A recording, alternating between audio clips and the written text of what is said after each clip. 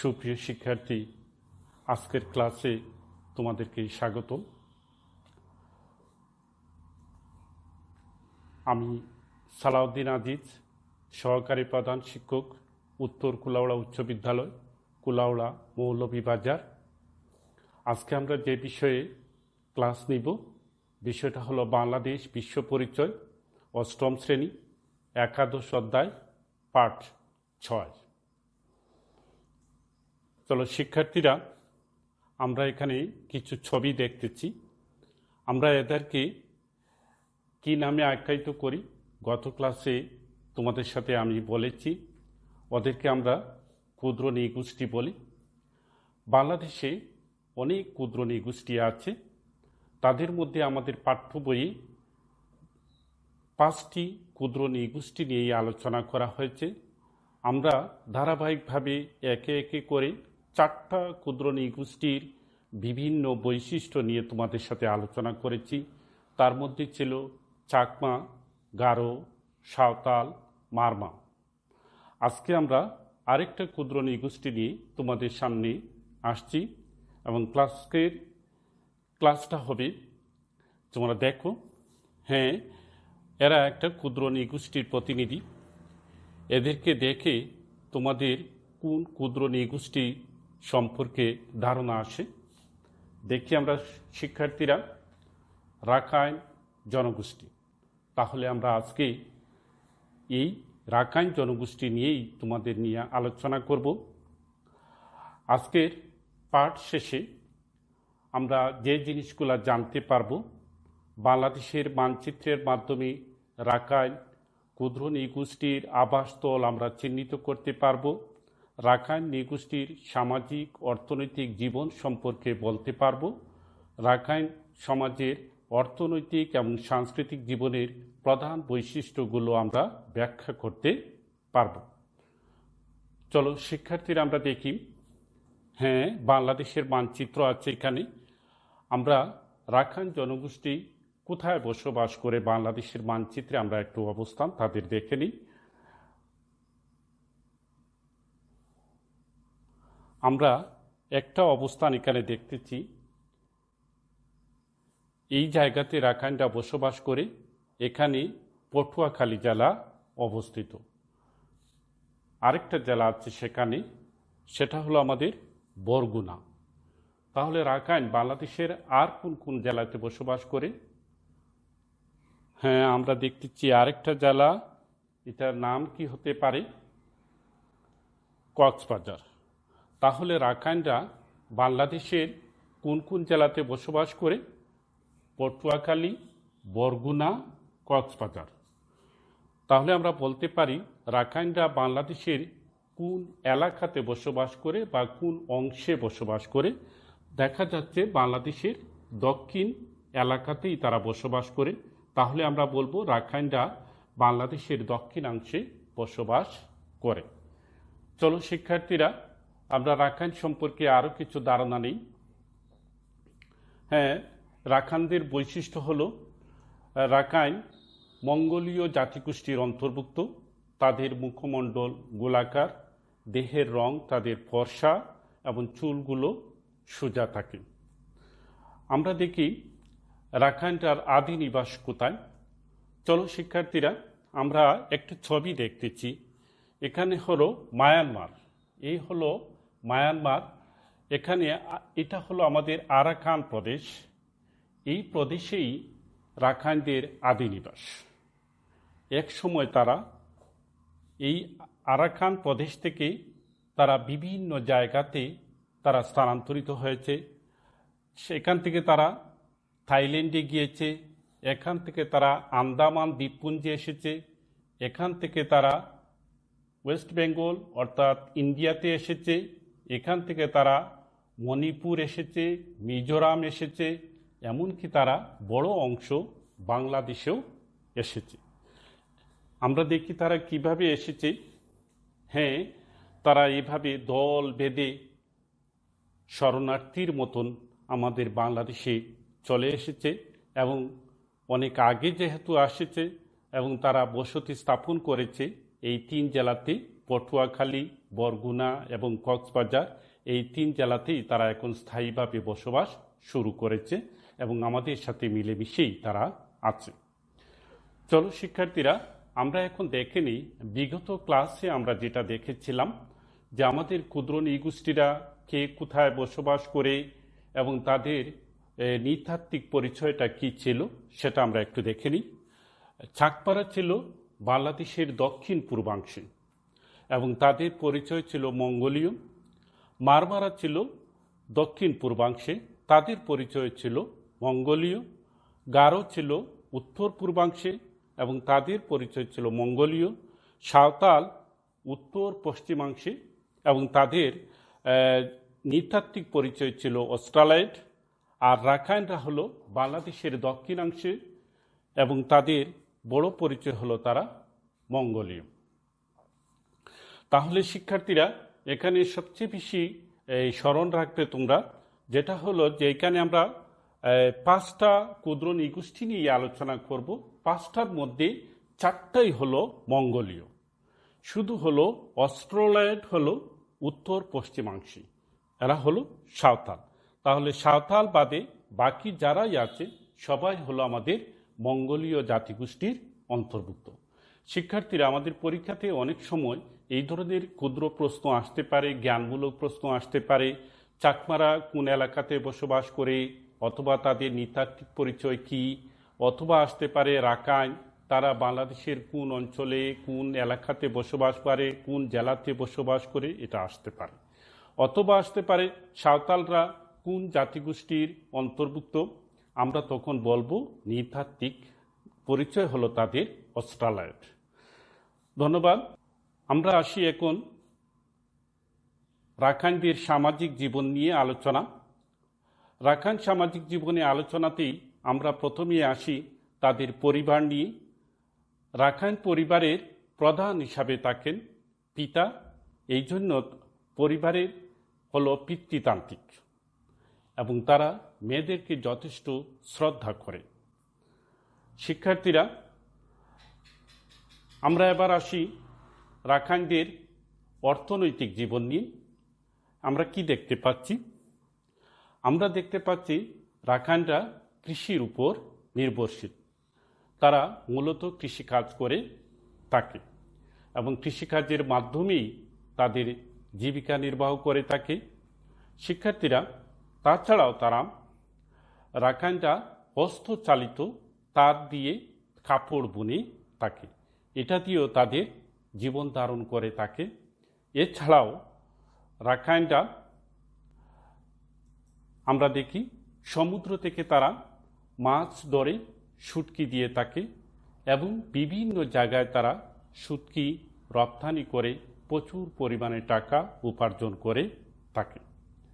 শিক্ষার্থীরা, আমরা আবার আসি যে রাখাইনরা ধর্মীয় জীবন আমরা ছবিতে দেখতেছি।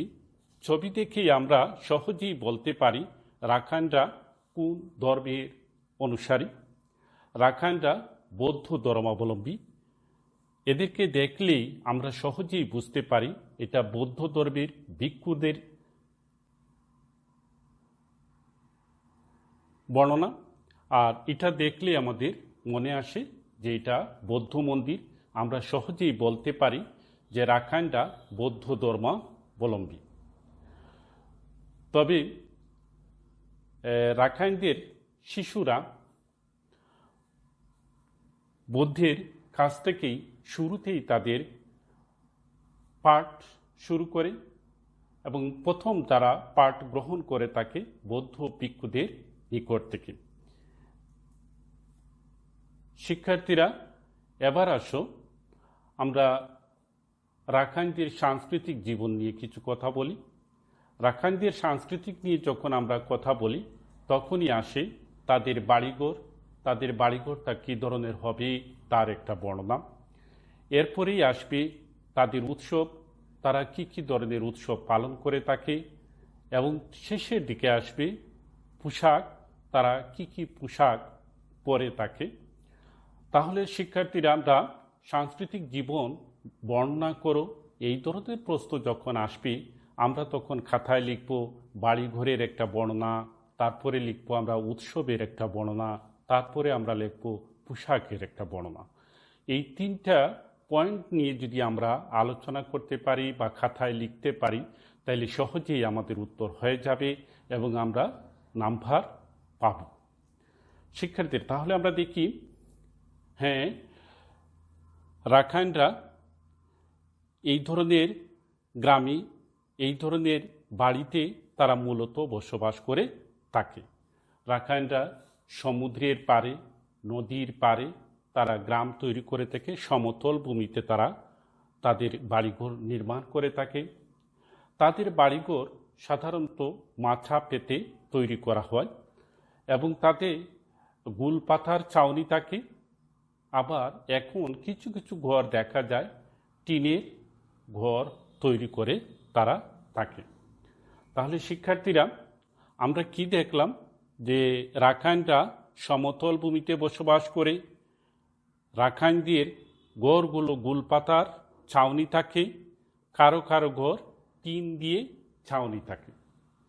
তাহলে শিক্ষার্থীরা এবার আমরা আসি তাদের উৎসব নিয়ে।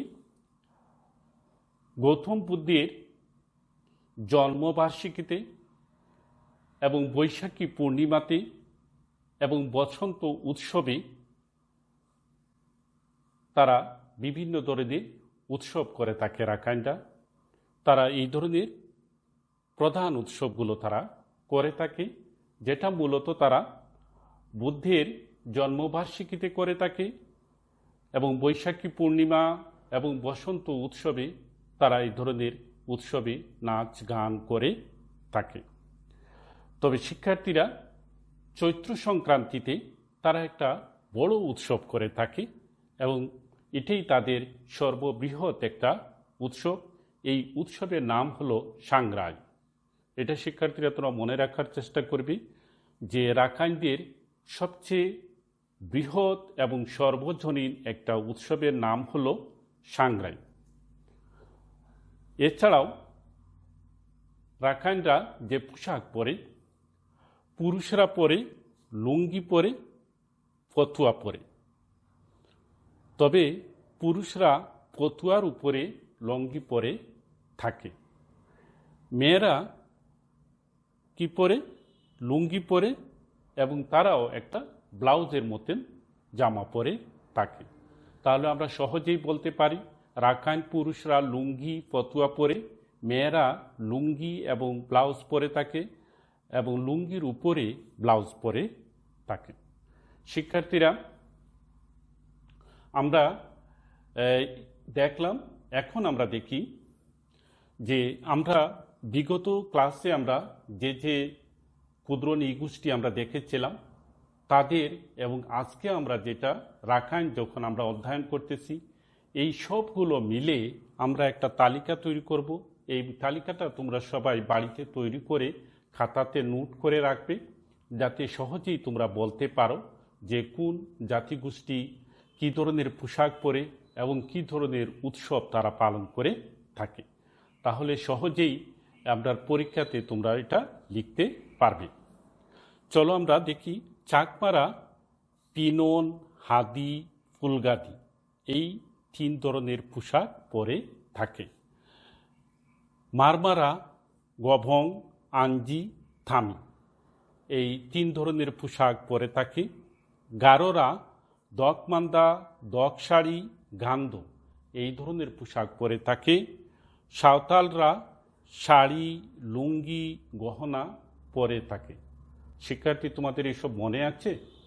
আজকে আমরা দেখলাম যে রাখাইনরা লুঙ্গি, ফতুয়া, ব্লাউজ পরে এবং সবার ধর্মই প্রায় বৌদ্ধ। শুধু গারোরা হলো সাংসারিক, প্রথম দিকে তারা ছিল সাংসারিক, শেষের দিকে তারা খ্রিস্ট ধর্মাবলম্বী হয়েছে।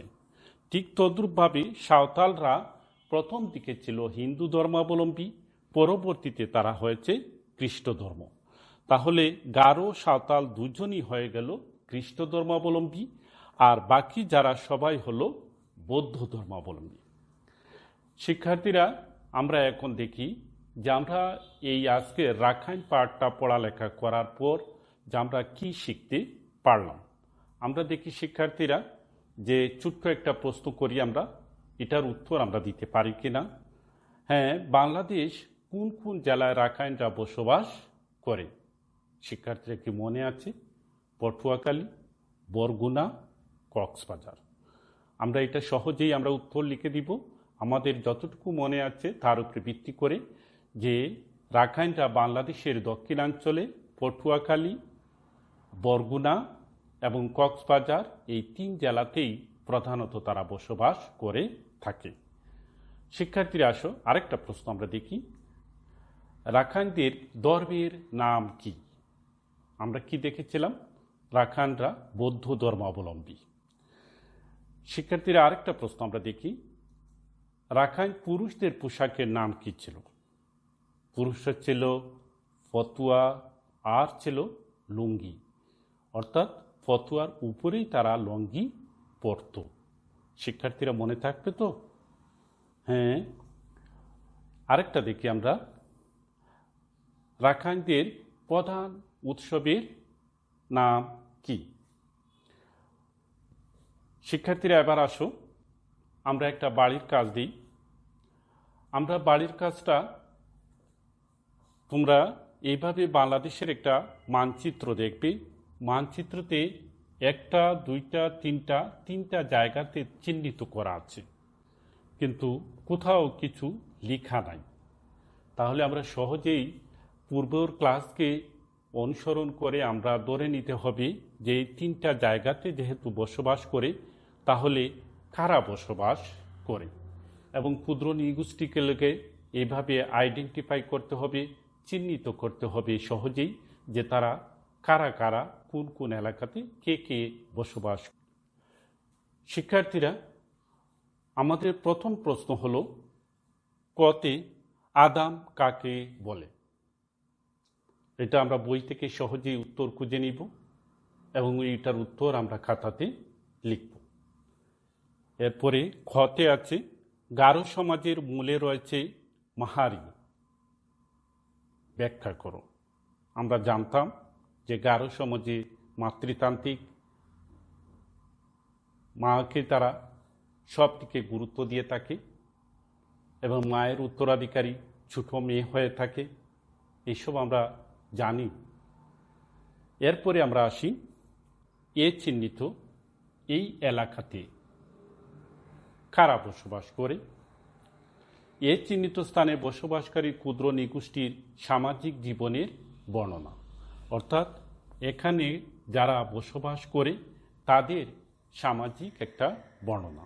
তাহলে প্রথমেই আসতে হবে এই জায়গাতে কারা বসবাস করে।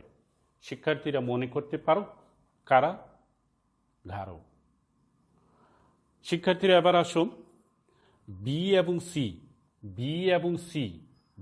এবং সি স্থানে বসবাসকারী প্রধান ক্ষুদ্র নৃগোষ্ঠীর সাংস্কৃতিক জীবনের অমিল রয়েছে, অর্থাৎ বিতে প্রধান হলো চাকমা আর সিতে প্রধান হলো সাঁওতাল।